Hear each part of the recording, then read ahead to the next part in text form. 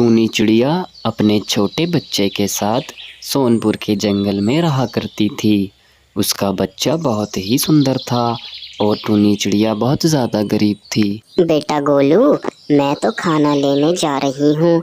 तुम घर से बाहर मत जाना, वरना तुम्हें पता ही है ना, बारिश का मौसम चल रहा है। किसी वजह से बारिश हो गई तो फिर तुम रास्ता भटक जाओगे। तब तक मैं ना आऊँ, तुम घर पर ही रहना। इतना कहकर टूनी चिड़िया दाना ढूंढने के लिए निकल जाती है। तभी गोलू के दिमाग में बैठे बैठे एक बहुत ही अच्छी बात आती है। हमारा ये घर काफी पुराना हो गया है और काफी कमजोर भी हो गया है। इस बार अगर बारिश हुई तो ये झेल नहीं पाएगा। मम्मा से कहूँगा कि मम्मा हम नया घर बना लेते हैं। इतना कहकर बेचारा गोलू बैठा ही था, तभी थोड़ी ही देर बाद उसका दोस्त आता है। अरे दोस्त गोलू, तुमसे एक बात कहनी है, बहुत ही खुशी की बात है। मैं और मेरे पापा और मेरी मम्मी, हम तो इस जंगल से जा रहे हैं और हमने दूसरे जंगल में एक बहुत ही सुंदर घर बनाया है और वो भी बांस का घर बनाया है। अरे वाह दोस्त, ये तो बहुत ही खुशी की बात है। आपने तो बहुत ही अच्छा किया। आज मैं भी अपनी मम्मा से कहूँगा कि मम्मा हमारा ये घर भी पुराना हो गया। वैसे मैं भी सोच ही रहा था कि मम्मा से कह दूँगा और हम भी अपना नया घर बनवा लेंगे। और इधर बेचारी टूनी चिड़िया खाना ढूंढने आई थी, लेकिन उसको खाना तो मिला ही नहीं था। अरे आज तो मुझे खाना भी नहीं मिला। चलो कोई बात नहीं, घर में जो खाना रखा हुआ है गोलू और मैं उसको ही खा लेंगे। अब मैं जल्दी से घर चलती हूँ, वरना मौसम कभी भी खराब हो सकता है। उसके बाद टूनी चिड़िया अपने घर आती है। आ गई मम्मा आप। मम्मा, आपसे मुझे एक बहुत ही ज़रूरी बात करनी है और वो बात यह है कि हमारा घर ये पुराना हो गया है और बहुत ही ज़्यादा कमज़ोर भी हो गया है। और मेरा दोस्त है ना, उन्होंने तो दूसरे जंगल में नया घर बनाया है। मम्मा, आप भी एक नया घर बना लीजिए ना। देखो बेटा गोलू, घर बनाने में तो कोई दिक्कत नहीं है, लेकिन अभी हमारा ये घर आराम से इस बारिश को भी झेल लेगा। तुम्हें गलत लगता है कि ये इस बारिश को नहीं झेल सकता, लेकिन ये इस बारिश को झेल लेगा। अगली बार हम जरूर नया घर बना लेंगे। उसके अगले ही दिन टूनी चिड़िया किसी काम से बाहर जाती है और टूनी को क्या पता था कि इतना सब कुछ हो जाएगा। टूनी को घर पहुंचने में रात हो जाती है। तभी रास्ते में टूनी चिड़िया रुक जाती है। ये बारिश तो बहुत तेज हो रही है और मेरा बच्चा घर पर अकेला होगा। मुझे जल्दी से अपने घर जाना होगा, नहीं तो वो परेशान हो जाएगा। टूनी चिड़िया बारिश में ही अपने घर के लिए निकल जाती है और वो जाकर देखती है तो उसका घर टूटा हुआ था। अरे ये क्या गोलू, ये सब कैसे हुआ?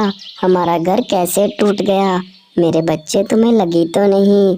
मैं तो सोच रही थी कि मेरा बच्चा परेशान होगा, लेकिन यहाँ तो बहुत कुछ हो गया है।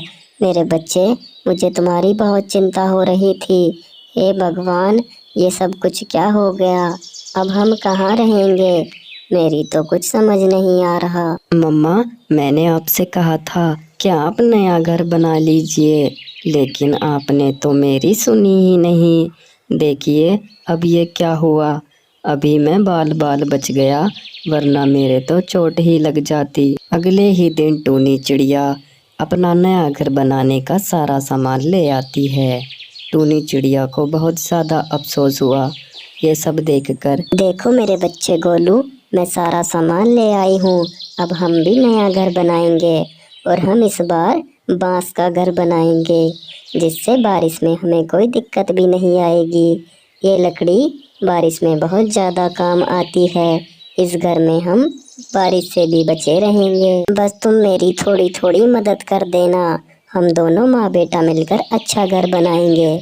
तुम मुझे सामान देते रहना बस। पूरे 2 दिन मेहनत करने के बाद टूनी चिड़िया का बांस का घर बनकर तैयार हो जाता है। देखो बेटा गोलू, हमारा घर कितना सुंदर लग रहा है ना?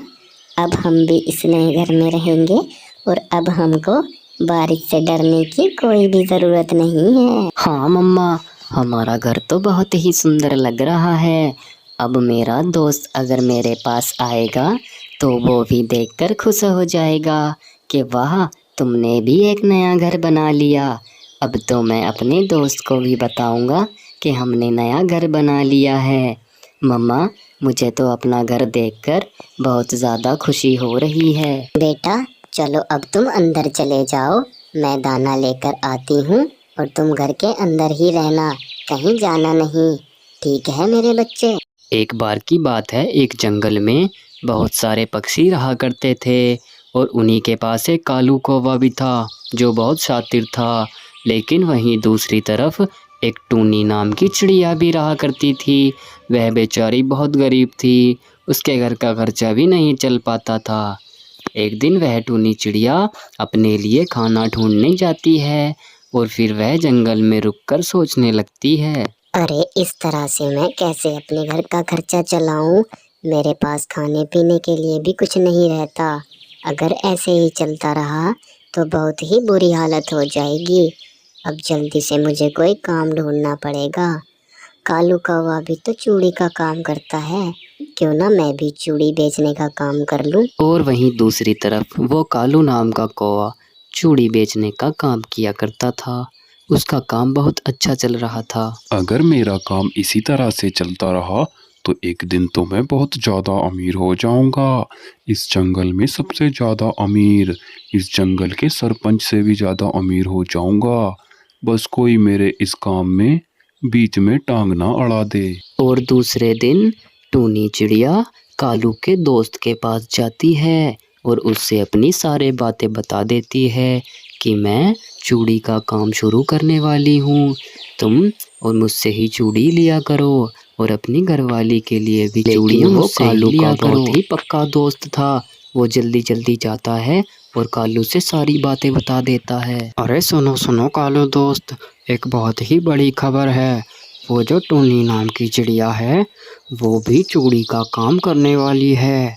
अभी अभी मैं उसी के पास से आ रहा हूँ। वो मुझसे कह रही थी कि मैं भी चूड़ी बेचने का काम करूँगी अब। अच्छा ये बात है, ये तो तुमने मुझे बहुत ही अच्छी खबर दे दी। अच्छा हुआ तुमने मुझसे बता दिया। अब मैं देखूंगा उस टूनी चिड़िया को कैसे वो चूड़ी का काम करती है। अगर उसने चूड़ी का काम कर लिया तो फिर वो मुझसे ज़्यादा अमीर हो जाएगी। अब मैं उसको सबक सिखाऊंगा। और उधर टूनी चिड़िया अपने लिए खाना लेकर आ रही थी। तभी उसको एक बच्चे की आवाज़ आती है और टूनी चिड़िया उस बच्चे के पास जाती है। अरे बेटा तुम कौन हो और तुम यहाँ अकेले इस जंगल में क्या कर रहे हो? मैंने तो तुम्हें यहाँ पहली बार देखा है। लगता है कि तुम अपना रास्ता भटक गए हो। नहीं नहीं आंटी, मैं अपना रास्ता नहीं भटका। मैं बहुत दिन से भूखा हूँ। मैंने 4 दिन से कुछ नहीं खाया। क्या मैं आपका ये खाना खा सकता हूँ? आप तो दूसरा खाना ले आना। हाँ हाँ मेरे बच्चे, क्यों नहीं, तुम ये खाना खा सकते हो। मैं तो अपने लिए दूसरा भी ले आऊंगी। आपका बहुत बहुत धन्यवाद। मैं तो एक जादुई पक्षी हूँ और मैंने आज आपका दिल देख लिया है कि अभी भी बहुत अच्छे दिल के और साफ दिल के पक्षी बचे हुए हैं। इसीलिए मैं आपको इस खाने के बदले में एक बहुत ही अच्छा सा बीज देने वाला हूँ। ये लीजिए, ये एक जादुई बीज है। इसे आप अभी जाकर अपने खेत में लगा दो और फिर अगले ही दिन इस पे फल भी आ जाएंगे। जिस चीज़ का पेड़ आप इसे बनाना चाहती हो वो आपकी मर्जी है। उसके बाद टूनी चिड़िया जल्दी से अपने खेत पर जाती है और खेत पर जाकर उस बीज को लगा देती है। चलो आखिरकार मैंने ये बीज तो लगा दिया। अब जैसा उस पक्षी ने कहा था बस बिल्कुल वैसा ही हो जाए। अब मैं सुबह को आकर देखूंगी कि क्या ये पेड़ चूड़ी का पेड़ बनता है या नहीं। लेकिन उसके अगले ही दिन इस बात का पता भी कालू कौवे को लग जाता है। अच्छा तो अब टूनी चिड़िया ने जादुई पेड़ लगाया है और वो भी चूड़ी का जादुई पेड़। मुझे तो चूड़ियाँ खरीदनी होती हैं और टूनी चिड़िया को तो खरीदनी भी नहीं पड़ेंगी। उसके पास तो मुझसे भी सुंदर और मुझसे भी ज़्यादा चूड़ियाँ हो जाएंगी। मैं अभी जाकर उस पेड़ को काट देता हूँ, नहीं तो बहुत बुरा हो जाएगा। उस नन्हे पक्षी ने कहा था कि पेड़ अगले दिन ही उग जाएगा।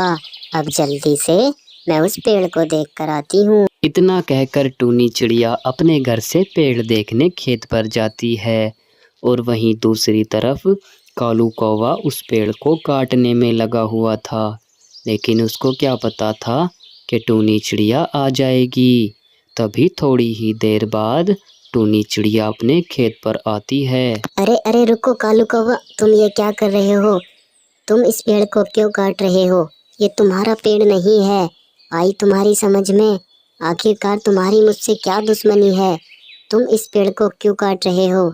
ये मेरा इतना सुंदर जादुई चूड़ी का पेड़ है। हाँ तो मैं और क्या करूं? अगर मैं इस पेड़ को काटूं नहीं तो क्या करूं? मैं सोच रहा था कि मैं इस जंगल का सबसे अमीर हो जाऊंगा, लेकिन तुमने भी चूड़ी का व्यापार शुरू कर लिया, इसीलिए मैं इस पेड़ को काट रहा था। इतना सुनकर टूनी चिड़िया कालू कौवे से गुस्से से कहती है, देखो आज तो तुमने ये हरकत कर दी, लेकिन अगर आज के बाद तुमने ये हरकत की तो मैं इस जंगल के सरपंच के पास जाऊंगी और उनसे जाकर शिकायत करूंगी। फिर वो तुम्हें इस जंगल से ही बाहर निकलवा देंगे। आई समझ में तुम्हारी? उसके कुछ समय बाद ही टूनी चिड़िया सारी चूड़ियों को पेड़ से निकालकर अपने घर पर ले आती है। चलो आखिरकार सब कुछ ठीक हुआ। अब मैं भी चूड़ी का व्यापार करूंगी और अच्छे पैसे कमाऊंगी और अच्छा घर भी बनाऊंगी।